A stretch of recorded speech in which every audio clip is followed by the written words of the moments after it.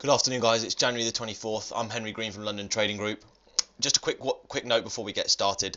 We had a really good evening seminar here on Friday, and a couple of the guys here were asking, who subscribe to my videos, were asking what my lines mean on my chart. So just a quick one before we crack on, what my lines mean. So if you see an orange line, they're my monthly levels. So that's just daily support and resistance level, monthly support and resistance levels. The blue ones are my daily support and resistance levels. These ones are my fib, so when you see this sequence which is going down, they'll often be represented by shorter lines. They're just my fib levels. My white lines are my past market angles, as they're put in here. If you ever see a pink line, that's just my specific entries for my 15-minute chart. Yellow lines are my hourly trend lines, and then also this dotted line, it's not a band, it's just an average volatility, so that's just taken from equivalently the last 4 weeks volatility and how we expect therefore for it to predict the high and the low of the day. So yeah, that's exactly how my chart's laid out. So hopefully it's a little bit less confusing now you understand exactly what the levels mean. Okay, so I'm just going to start. I'm going to go through euro dollar. Euro's actually closed very bearishly into Friday's evening session. And yeah, we're back down at 107.93 now. On the week, this is actually the lowest close since the middle of November on the weekly chart. So I do expect this to continue its sell-off. Something quite interesting just to note on the 60-minute chart. So I've had this 60-minute trend line in that's been holding really well. But we broke through it. We had a false break through it. I think that was on Thursday. So what I've just done, as you've probably seen me do before, I've just replicated that break. The angle that it broke out and put it here, and that's where we've held into Friday's evening session. So I do expect we get a bounce here on Monday morning. I expect it to bounce here, and then but I certainly the short side is my favoured side for euro dollar into next week. In terms of the daily chart, I think 107.20 has got to be the next level down.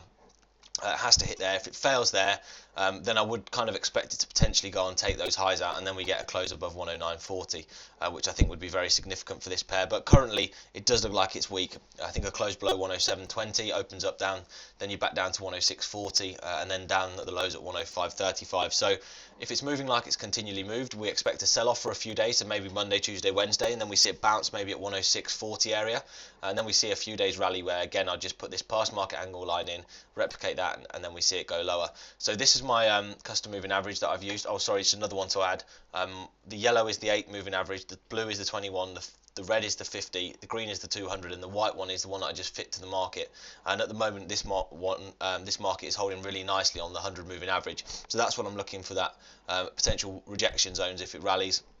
But certainly, as it's kind of closed on Friday, that's where I'll be expecting it to go. I think lower into next week. So maybe we get a few days of weakness in euro, and we could see this trade lower. I think certainly he came out and said that the March meeting is the fundamental one in terms of his monetary policy forecast, and so then yeah, that's the one that we're all going to be waiting for with bated breath. So that's an interesting one, euro dollar. But I think 107.30 down to 106.40 could be quite a good move. And obviously that then would leave euro open for a weakness in the other currencies. So cable, let's go through cable as well.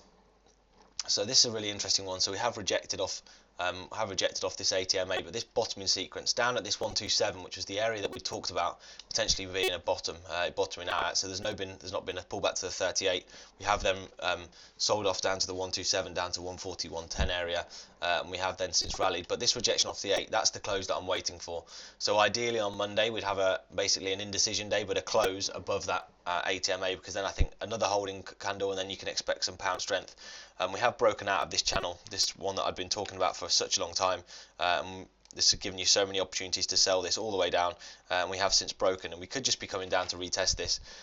So if we closed on Monday up at sort of 144, that would have broken that ATMA, the one that's been holding on so nicely, and then we get a rally. So in terms of if you play the fibs correctly, 147 is the target, so you just got to trade it up there. And I think levels on the top side are 143.30, 144, 145, and then you're up to that kind of 146 zone. But certainly it's got to close above this 8 for me to be buying this.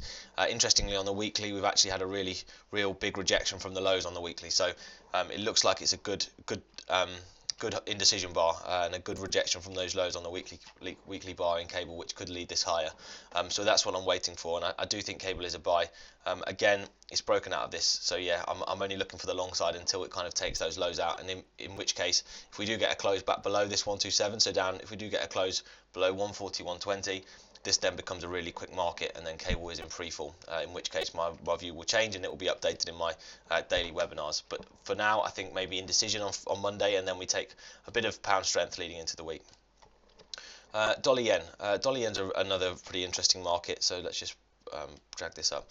Dollar yen's another interesting market. So far, the D leads us up to 119.50, which, okay, I think that's a good level. I think 119.50s, you break through this range. So you see that this is just sideways at the moment, this choppy range in the middle here.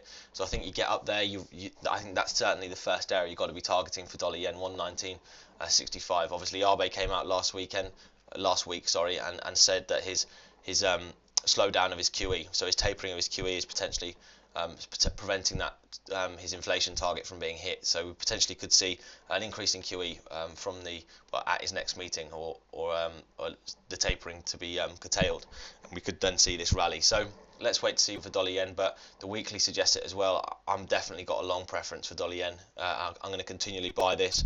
I'll be looking for good entries for this one. Again, we've got this past market angle in, so that's what I'm looking for it to break before we see any weakness. But at the moment, the weekly and the daily both agree that I think we get a pullback.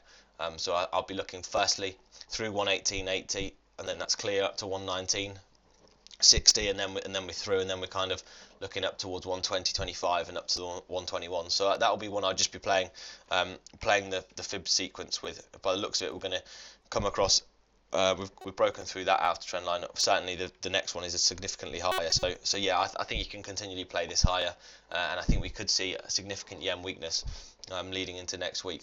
So that maybe would lead a good pullback in pound yen, one that I've mentioned about a few times, because I think that that's really overextended. And 169, I know, was somewhere we closed around 169 in pound yen, but I think 174, 175 in pound yen is a really good level to look at.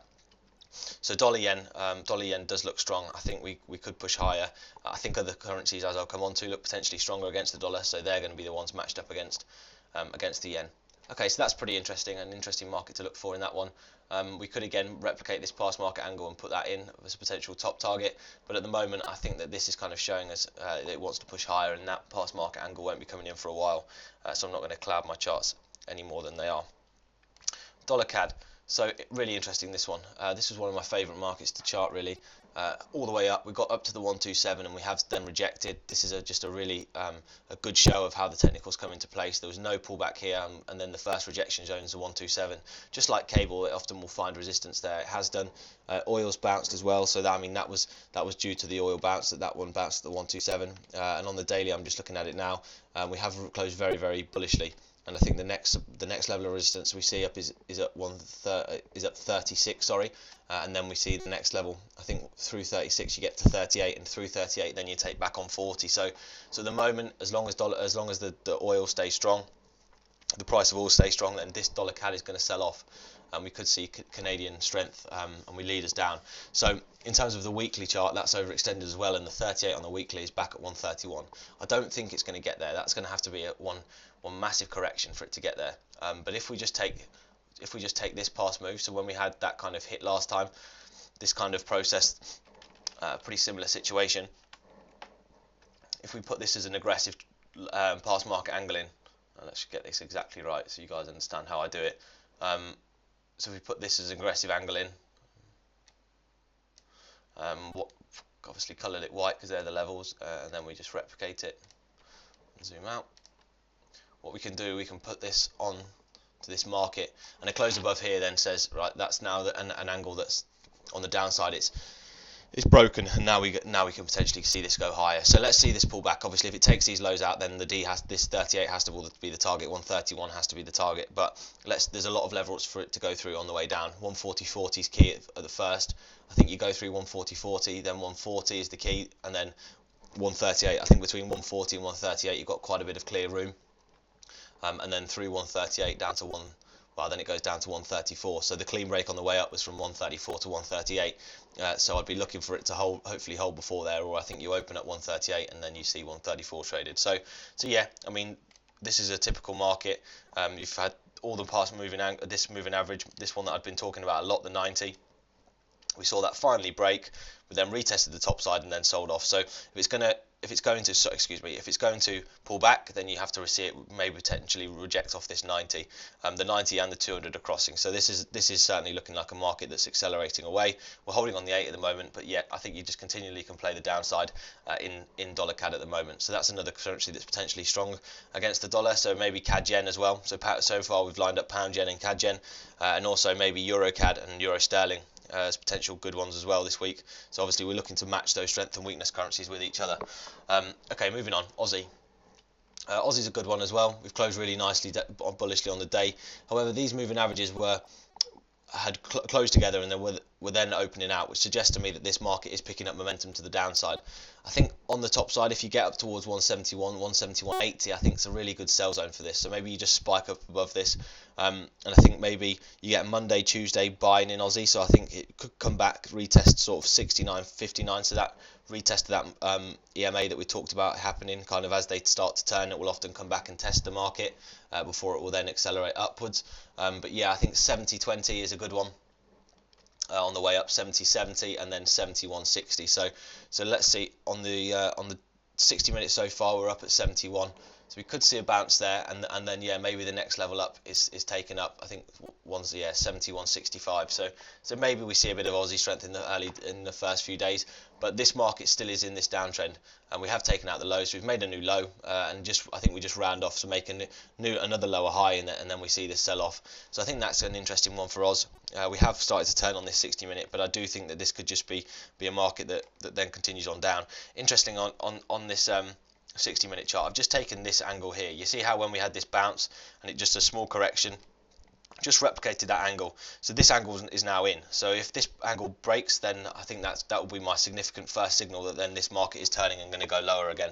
And I do think Aussie could potentially continue on down. I don't think it's as weak as it should be, but we could see this obviously rally into the early days of next week. I think 71.65 and 71.90 are pretty good zones. I can't exactly remember what I thought on the daily, on the weekly chart on Aussie. So let me just quickly get that for you. Weekly. Okay, cool. Yeah, so it's a nice close for Aussie. So we could see that now back into this range. So maybe the range between 70.25 and then you back up at the top range at sort of 73. So you could see that rally into the 73s, and that could be an interesting one. And I think, yeah, I mean, it would make sense should that happen.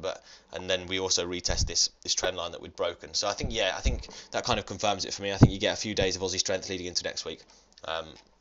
Against the dollar, so yeah, Aussie yen as well, and Euro Oz as well. I think they could be pretty good trades for next week potentially. The Kiwi is pretty similarly to the Aussie. I just don't think it's quite as strong, and the reason is for me, the sell-off's been sharper. We've obviously had a bounce and a nice holding bar, and then a nice close above it.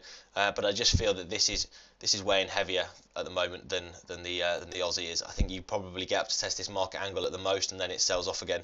The bottoming sequence is a lot choppier than the Aussie. So if we just get rid of these lines, and we are going through this past market angle currently, which it seemed to like. So I think you get the D. This could just be a big retest of this break here. So you get the D, maybe hit up at 66.20.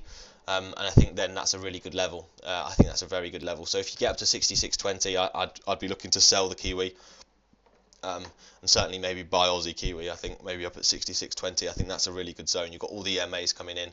You've got this angle that we'd put into this one once, twice, and now for the third time on the day. So obviously, if we close through that, then my view will change, and I'll update it in the daily session. But this is just getting deeper and deeper. So we are making lower highs and low lows. So this is in a downtrend, and I do think that this Kiwi can continually stay off. So maybe we have another bounce. So 66.20, I think, is a very, very good zone to be looking to sell this, and I will be looking. I'm going to put a big sell zone up there for 66.20 because I think that's a really, really good one. So that's my roundup. Obviously, I think, yeah, so Euro potentially, I think weakness. We've got a few days of weakness in the Euro. Pound, I think, looks strong. I think you have maybe, ideally for me, you'd have an indecision week this week, and then you have a proper reaction next week. Dollar yen, I'm looking to buy dollar yen. Dollar CAD, I think, will continue on down. Aussie, I think you maybe rally for a few days and then sell off, and the same with the Kiwi, only I think a little bit stronger sell off in the Kiwi than the Oz. So yeah, that's what I think. Match them up. I'll be going through my top matches for the daily on my daily videos, but all I can say is thank you for subscribing. For everyone who's subscribed, please feel free to leave all your comments. They're really welcomely accepted. It's been fantastic, all of the feedback we've had, and this YouTube channel is growing, so I'm really, really happy with that, and thank you ever so much for your input and for everyone who subscribes. obviously continually watch them, that's great. Andy Demi, our head trader here, is doing a Fibonacci webinar on Wednesday, so I'll put the link in that below, completely free, just to talk you through his Fibonacci sequences and how he trades them, which should be very, very useful for you guys. And again, we'll run our trading floor, so our live virtual floor, which runs every day from 7 till 10 and 1 till 4. So it'd be great if you could join us on there. Again, all the links are in the description below. So have a great week trading. I'll update you every single day on what I'm expecting to happen, but they're my kind of longer term outlooks for this week. So yeah, it should be a good one. Happy trading, and hopefully we'll join you on the trading floor. Thanks very much.